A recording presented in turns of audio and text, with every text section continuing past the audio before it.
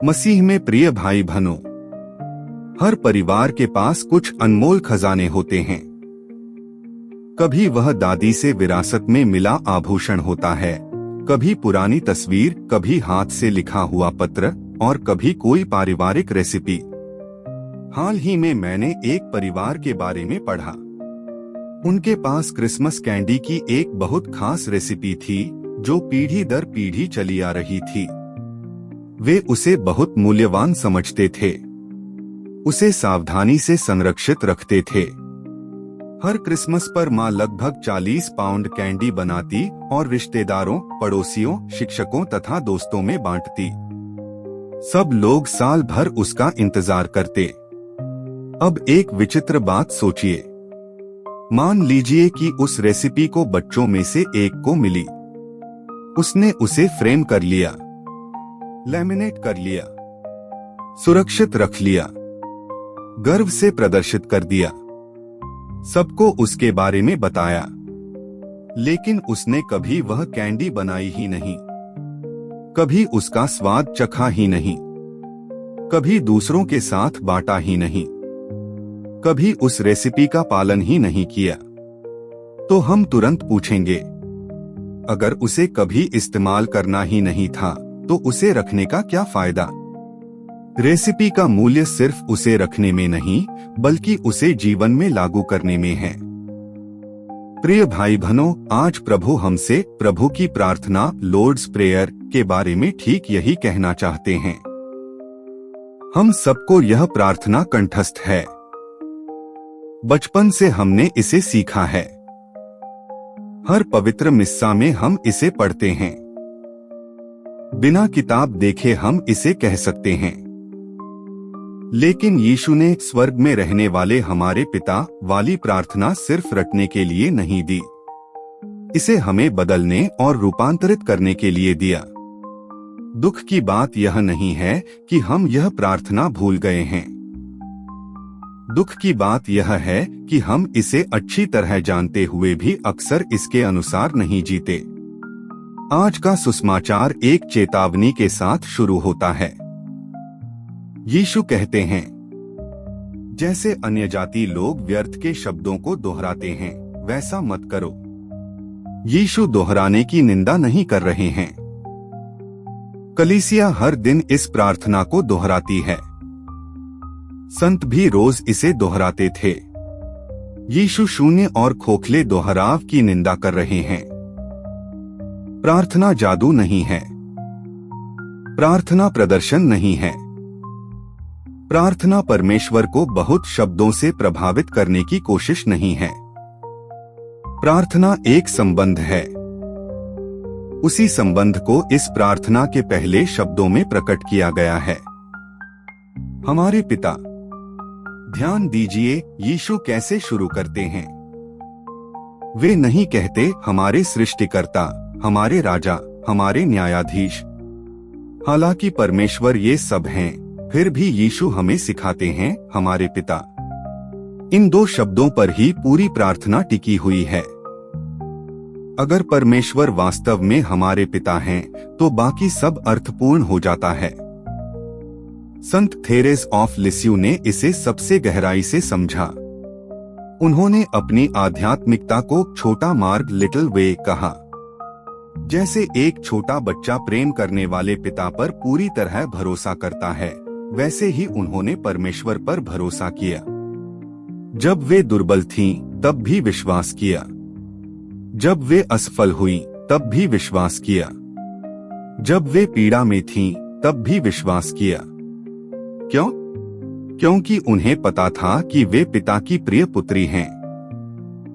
इसलिए आज हमें सबसे पहले खुद से पूछना चाहिए, क्या मैं वास्तव में विश्वास करता हूँ कि परमेश्वर मेरे पिता हैं?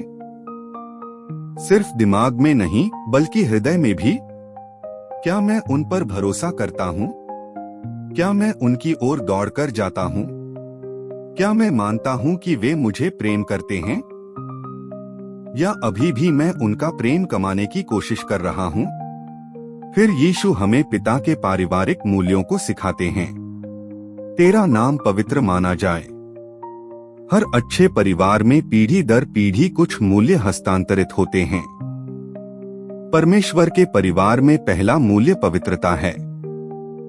आज हम जिस दुनिया में जी रहे हैं, वहां हर कोई अपना नाम प्रसिद्ध करना चाहता है।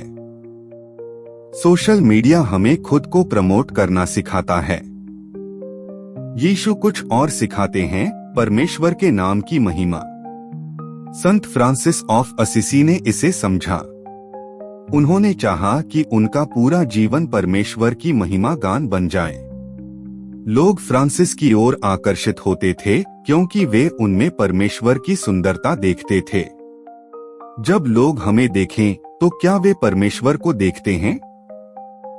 क्या मेरा जीवन परमेश्वर के नाम की महिमा बढ़ाता है या अपमानित करता है? इसके बाद हम प्रार्थना करते हैं, तेरा राज्य आए। हर परिवार की अपनी जीवन शैली होती है।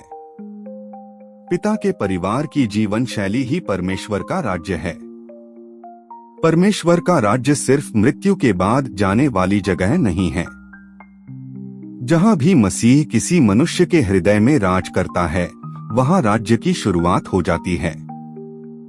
संत अगस्टाइन आनंद की खोज में सुखों, सफलता, ज्ञान और इच्छाओं में भटकते रहे, लेकिन उनका हृदय अशांत रहा। जब मसीह उनके जीवन के राजा बने, तभी उन्हें सच्ची शांति मिली। दुनिया के परिवर्तन के लिए प्रार्थना करने से पहले हमें पूछना चाहिए, क्या मसीह मेरे जीवन के राजा हैं? क्या वे मेरे क्रोध पर राज करते हैं?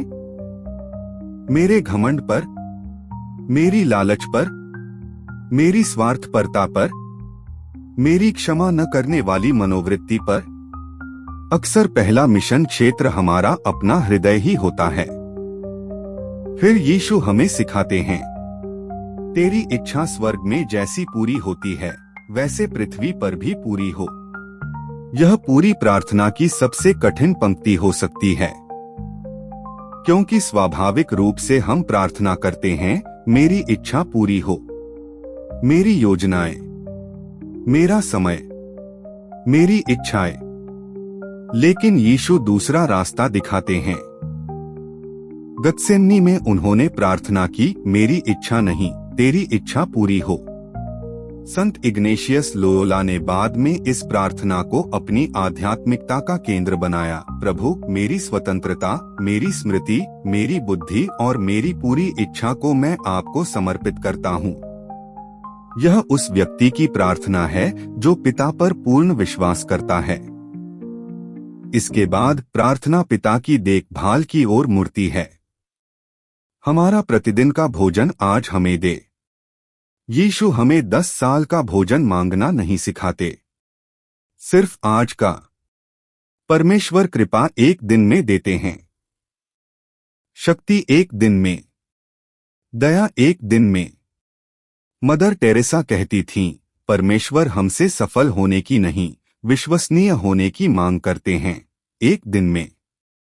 कैथोलिक होने के नाते हम यहाँ एक और अर्थ भी सुनते हैं, जीवन का भोजन, पवित्र यूखारिस्ट। हर मिस्सा इस प्रार्थना का परमेश्वर का उत्तर है। फिर सुसमाचार का हृदय भाग आता है। जैसे हमने अपने अपराधियों को क्षमा किया, वैसे ही हमारे अपराधों को भी क्षमा कर। प्रार्थना सिखाने के बाद यीशु सिर्फ इसी भाग की व्याख्या करते हैं। क्यों? क्योंकि क्षमा ही पूरी प्रार्थना की कुंजी है। अंत में हम प्रार्थना करते हैं, हमें परीक्षा में न डाल, परंतु बुराई से बचा। प्रिय भाई बहनों, स्वर्ग में रहने वाले हमारे पिता वाली प्रार्थना कोई पुरानी प्रार्थना नहीं है। यह यीशु द्वारा हमें सौंपी गई पिता की पारिवारिक रेसिपी है। आज सवाल यह नहीं है कि हमें प्रार्थना को नया करना है या नहीं।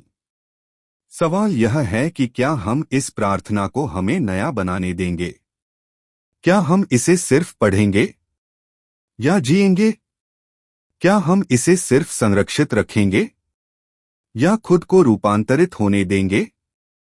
आज पिता फिर से यह पारिवारिक खजाना हमारे हाथों में सौंप रहे हैं, सिर्फ पूजने के लिए नहीं, सिर्फ रखने के लिए नहीं, बल्कि जीने, अनुभव करने बांटने और उनके सच्चे पुत्र व पुत्रियां बनने के लिए।